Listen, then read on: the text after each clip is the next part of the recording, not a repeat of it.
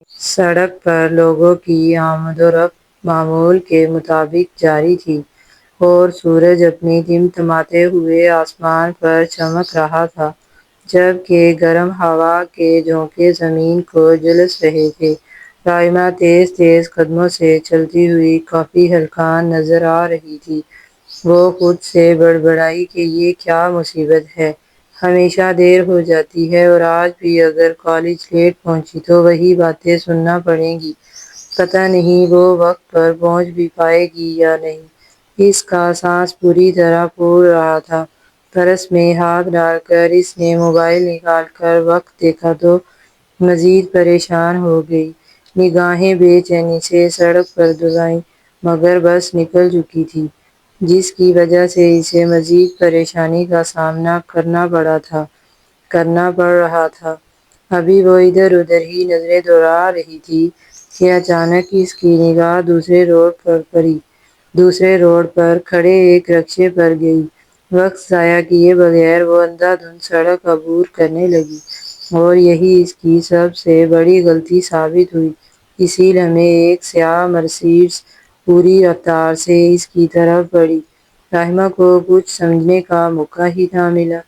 تیز ہارن کی آواز گونجی۔ ایک لمحے کے لیے سب کچھ ساکت ہوا اور اگلے ہی پل وہ زمین پر گر چکی تھی۔ گرد و غبار اڑا اور آس پاس کے لوگ رک کر دیکھنے لگے کہ اچانک یہ ہوا کیا ہے۔ گاڑی کے اندر موجود سامر زیدی کے چہرے پر ایک تناؤ بھرا تاثر ابھرا۔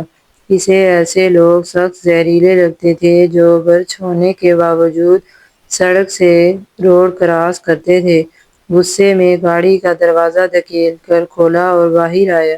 اس کا بلیک تھری پیس سوٹ، چمکتے شوز اور آنکھوں پر سیاہ گلاسز اس کی شخصیت کو مزید باوقار بنا رہے تھے۔ اونچا قد، سنجیدہ تاثرات اور ایک جاذب نظر چہرہ، وہ بلا شبہ ایک ایسا شخص تھا جسے نظر انداز کرنا ناممکن تھا۔ وہ جھنجھلاتے ہوئے بڑبڑایا کہ یہ لوگ سڑک کو پیدل چلنے کی جگہ سمجھتے ہیں، لیکن جیسے اس کی نگاہ سامنے زمین پر پڑی لڑکی پر پڑی تو اس کے قدم وہیں رک گئے۔ رائما بامشکل خود کو سنبھالتی ہوئی اٹھ رہی تھی کہ ہلکی سی تکلیف کے باوجود اس نے جلدی سے اپنے کپڑوں کی سلوٹیں درست کیں۔ سامر زیدی کی نظریں جیسے اس پر جم گئی تھیں۔ اس نے آج سے پہلے ایسا حسن اپنی زندگی میں نہیں دیکھا تھا۔ کہنے کو تو وہ بہت ہی خوبصورت لڑکیوں کے ساتھ وقت گزار چکا تھا، لیکن ایسا سادہ اور معصوم حسن اس نے پہلی بار دیکھا تھا۔ جیسے وقت تھم سا گیا تھا اور وہ کسی اور ہی دنیا میں غافل ہو چکا تھا۔ اس کی آنکھوں کے سامنے جیسے کوئی خوبصورت خواب چل رہا تھا۔ ایسی نازک، حسین اور معصوم سی لڑکی اس نے پہلے کبھی نہیں دیکھی تھی۔ رائما نے نظریں اٹھا کر سامنے کھڑے اس شخص کو دیکھا جو گہرے مشاہدے میں تھا۔ ایک لمحے کے لیے وہ بھی ساکت سی ہو گئی۔ وہ اس رعبدار شخص سے یک دم گھبرا گئی، اسی لیے اپنے غصے کو اندر ہی دبا کر ہڑبڑا کر بولی کہ وہ معذرت چاہتی ہے، اسی کا قصور تھا اور اس نے دھیان نہیں دیا تھا۔ اس کی نظریں سامر کے چہرے کو پرکھ نہ سکیں۔ سامر نے دھیمے لہجے میں پوچھا کہ کیا تم ٹھیک ہو؟ تو رائما نے جلدی سے جواب دیا کہ جی وہ بالکل ٹھیک ہے اور قدم پیچھے ہٹائے، جیسے وہاں مزید رکنا مناسب نہ ہو۔ سامر کے لبوں پر خود بخود سوال ابھرا کہ وہ کہاں جا رہی ہے، تو اس نے جلدی سے کالج کا کہا اور ایک لمحہ ضائع کیے بغیر وہاں سے پلٹ کر چلنے لگی۔ سامر اسے جاتا دیکھ رہا تھا۔ زندگی میں پہلی بار کسی لڑکی نے اس کے دل پر دستک دی تھی اور وہ بھی اس طرح اچانک، غیر متوقع اور دل کو بے چین کر دینے والے انداز میں۔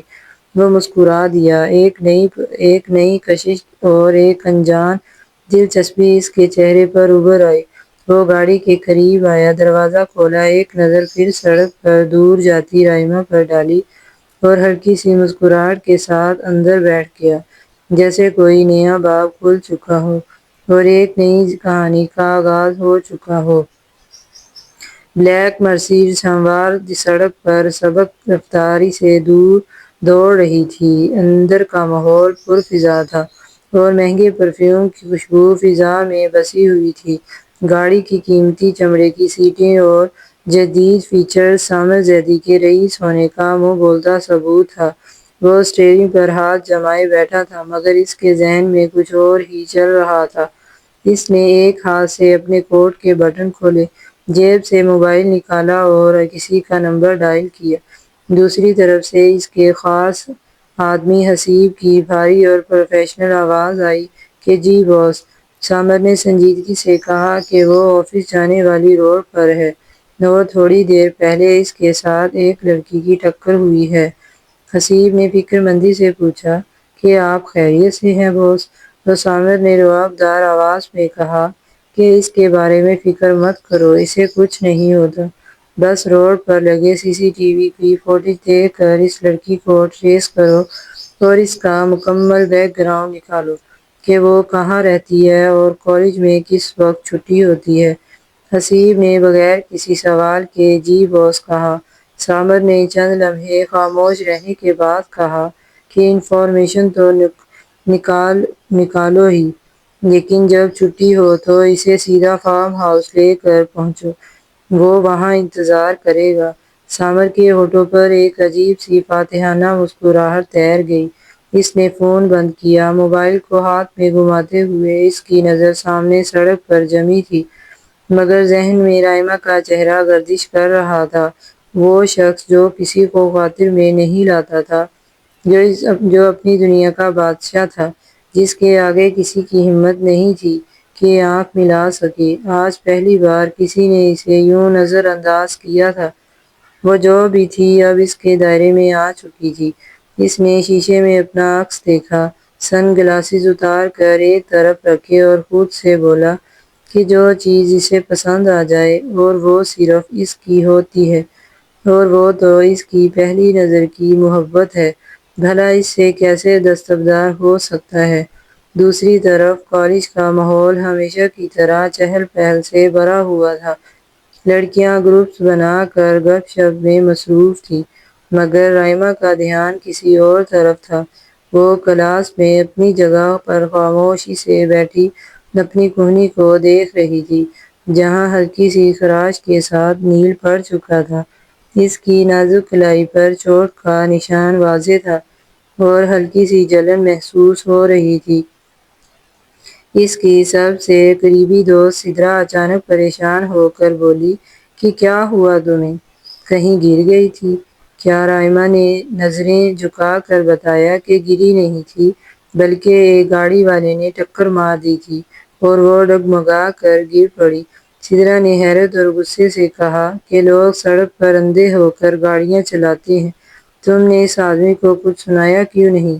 رائمہ نے جھجکتے ہوئے کہا کہ وہ بہت امیر آدمی لگ رہا تھا، گاڑی بھی بہت شاندار تھی اور اس کے ساتھ بڑی بڑی رائفلیں لیے گارڈز بھی کھڑے تھے، اس لیے وہ گھبرا گئی اور معافی مانگ کر چپ چاپ آگے بڑھ گئی۔ سدرا نے اسے بہت سیدھی قرار دیا، مگر شکر ادا کیا کہ وہ محفوظ رہی۔ کالج ختم ہونے کے بعد جب تمام لڑکیاں اپنے گھروں کی طرف روانہ ہو رہی تھیں، رائمہ نے اپنا بیگ سنبھالا اور باہر نکل کر رکشے کی تلاش میں آگے بڑھی۔ ابھی وہ چند قدم ہی چلی تھی کہ اچانک دو بڑی گاڑیاں اس کے سامنے آ کر رک گئیں۔ اس سے پہلے کہ وہ کچھ سمجھ پاتی، چار نقاب پوش باہر نکلے اور سختی سے اسے چپ چاپ ساتھ چلنے کو کہا۔ رائمہ نے چیخنے اور خود کو چھڑانے کی کوشش کی، مگر ایک شخص نے اس کے منہ پر رومال رکھ دیا۔ ایک تیز اور عجیب سی بو اس کی ناک میں گھسی اور اس کے حواس تیزی سے مدھم ہونے لگے۔ کچھ ہی دیر میں وہ بے ہوش ہو گئی اور نقاب پوشوں نے اسے گاڑی کی پچھلی سیٹ پر ڈال کر گاڑیاں وہاں سے دوڑا دیں۔ تقریباً 2 گھنٹے کے طویل عرصے بعد جب رائمہ کو ہوش آیا تو اس نے خود کو ایک وسیع، عالیشان اور قیمتی کمرے میں پایا، جہاں فاخرانہ فرنیچر اور قیمتی لکڑی کی دیواریں تھیں۔ کلوروفارم کی وجہ سے اس کا سر بھاری ہو رہا تھا، اسے کچھ سمجھ نہیں آ رہا تھا کہ وہ کہاں ہے۔ وہ گھبرا کر بیڈ سے اتری اور تیزی سے بند دروازے کی طرف بڑھ کر دونوں ہاتھوں سے دستک دینے لگی۔ وہ زور زور سے چیخی کہ کوئی ہے، اسے جانے دیا جائے، اس نے کسی کا کیا بگاڑا ہے اور اس کے امی ابو گھر پر اس کا انتظار کر رہے ہوں گے۔ مسلسل چیخنے اور دروازہ پیٹنے کے بعد جب کوئی جواب نہ ملا تو وہ تھک ہار کر دروازے کے ساتھ ہی نیچے بیٹھ گئی اور اپنے چہرے کو دونوں ہتھیلیوں میں چھپا کر زاروں کی طرح سسکیاں لینے لگی۔ رات کا سناٹا ہر سو پھیلا ہوا تھا جب سامر زیدی کی سیاہ مرسیڈیز فارم ہاؤس کے پورچ میں آ کر رکی۔ سامر گاڑی سے باہر نکلا تو حسیب نے اس کا استقبال کیا۔ سامر نے اپنی قیمتی گھڑی پر نظر ڈالتے ہوئے پوچھا کہ اس کی ہونے والی بیوی کہاں ہے؟ تو حسیب نے بتایا کہ وہ اوپر کمرے میں ہے اور بہت رو رہی ہے۔ سامر نے ایک مبہم سی مسکراہٹ کے ساتھ کہا کہ فکر نہ کرو، وہ اسے خاموش کروا لے گا۔ سامر نے اوپر جا کر بغیر اجازت کمرے کا دروازہ کھولا اور اندر داخل ہوا۔ سامنے زمین پر بیٹھ کر روتی ہوئی رائما نے جیسے ہی سر اٹھا کر سامنے کھڑے شخص کو دیکھا تو اس کا سانس تھم سا گیا۔ یہ تو وہی شخص تھا جس کی گاڑی سے آج اس کا حادثہ ہوا تھا۔ سامر نے جیب میں ہاتھ ڈالے اور طنزیہ انداز میں پوچھا کہ اسے اس کی قید میں کیسا لگ رہا ہے؟ رائما لڑکھڑاتے ہوئے قدموں سے کھڑی ہوئی اور غصے دبدبی بے بسی سے بولی کہ اس نے اس کا کیا بگاڑا ہے جو اسے یوں اغوا کیا گیا؟ سامر نے اس کے قریب آ کر سیدھا مدعا رکھا کہ وہ اس سے نکاح کرنا چاہتا ہے اور اگر نکاح سے مسئلہ ہے تو وہ بغیر نکاح کے بھی اسے اپنے ساتھ رکھ سکتا ہے۔ رائما کا جسم خوف سے کانپ اٹھا۔ اس کے پاس اپنی عزت بچانے کے لیے نکاح کی حامی بھرنے کے سوا کوئی چارہ نہ رہا۔ کچھ ہی دیر میں کمرے میں مولوی صاحب، حسیب اور گواہان کو لایا گیا۔ جب مولوی صاحب نے رائما سے اس کی رضامندی پوچھی تو وہ چیخ پڑی کہ یہ زبردستی ہے اور وہ نکاح نہیں کرے گی۔ سامر اپنی جگہ سے اٹھا اور اس کے قریب آیا۔ اسی لمحے حسیب نے ضامر کے اشارے پر رائما کی کن پٹی پر بندوق رکھ دی۔ سامر نے سرد لہجے میں پوچھا کہ قبول ہے یا نہیں؟ خوف اور بے بسی کی اس انتہا پر رائما کا دم گھٹنے لگا اور اس نے لرزتی آواز میں قبول ہے کہہ دیا۔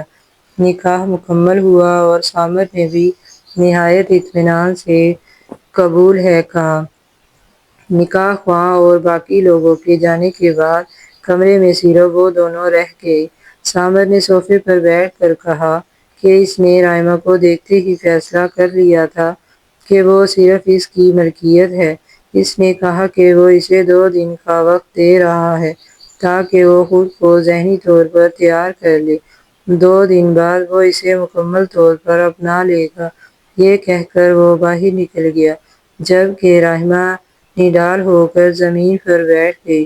اس نے ہمت جمع کی، واش روم جا کر وضو کیا اور جائے نماز بچھا کر اللہ کے حضور سجدے میں گر گئی۔ وہ رو رو کر اپنے رب سے فریاد کرنے لگی کہ اسے اس شخص کے چنگل سے نجات دلائی جائے اور اس کے والدین کو صبر دیا جائے۔ دعا مانگتے مانگتے وہ جائے نماز پر ہی سو گئی۔ اگلی صبح جب وہ اٹھی تو سامر خود ناشتے کی ٹرے لے کر کمرے میں آیا اور اسے زبردستی اپنے ہاتھ سے ایک نوالا کھلایا اور کہا کہ وہ آہستہ آہستہ اس کی باتیں ماننے کی عادی ہو جائے گی۔ بعد میں جب سامر اپنے اسٹڈی روم میں کام کر رہا تھا تو حسیب ہانپتا ہوا اندر آیا اور بتایا کہ میڈم فارم ہاؤس سے بھاگ گئی ہے۔ سامر نے کوئی غصہ کرنے کے بجائے ایک پراسرار مسکراہٹ کے ساتھ کہا کہ وہ جتنا اس سے دور بھاگے گی ہر سمت اسی کو پائے گی۔ دوسری طرف رائما فارم ہاؤس سے نکل کر سڑک کی طرف بھاگ رہی تھی کہ اچانک سامنے 3 خوفناک اور بڑے سائز کے کتوں کو دیکھ کر ڈر کے مارے واپس بھاگی۔ بھاگتے ہوئے اس کے پاؤں کانٹوں اور پتھروں سے زخمی ہو گئے اور جیسے ہی وہ باغ میں پہنچی سامنے سامر کو کھڑا دیکھ کر اس کا ضبط ٹوٹ گیا اور وہ بے ہوش ہو کر سیدھی سامر کی باہوں میں گر گئی۔ سامر نے اسے گود میں اٹھایا اور واپس کمرے میں بیڈ پر لٹا دیا۔ جب رائما کو دوبارہ ہوش آیا تو اس کی آنکھوں میں شدید خوف تھا۔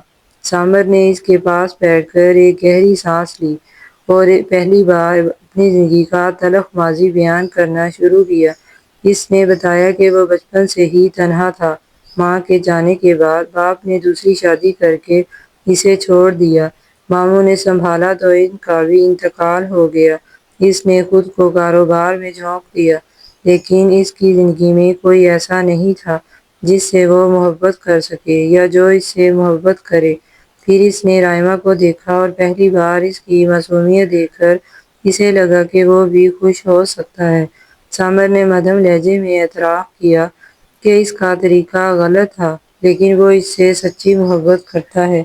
سامر کے جانے کے بعد رائما نے رات کی تاریکی میں بہت سوچا اور آخر کار اس رشتے اور سامر کو ایک موقع دینے کا فیصلہ کر لیا۔ وہ خود اسٹڈی روم میں سامر کے پاس گئی اور سنجیدگی سے کہا کہ وہ اس رشتے کو ایک موقع دینا چاہتی ہے، لیکن اس سے پہلے اپنے ماں باپ سے ملنا چاہتی ہے۔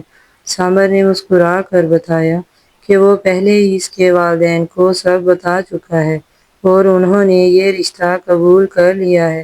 سامر نے اسی وقت فون ملا کر اس کی والدہ سے بات کروائی، جنہوں نے رائما کو تسلی دی کہ سامر اس کا شوہر ہے اور وہ اسے خوش رکھے گا، اس لیے وہ صبر سے سب قبول کر لے۔ فون بند ہونے کے بعد رائما نے پہلی بار سامر کی طرف دیکھ کر ایک ہلکی سی مسکراہٹ دی، کیونکہ شاید وہ واقعہ اس کی قسمت میں یہی لکھا تھا اور اسی میں اس کی بھلائی چھپی ہوئی تھی۔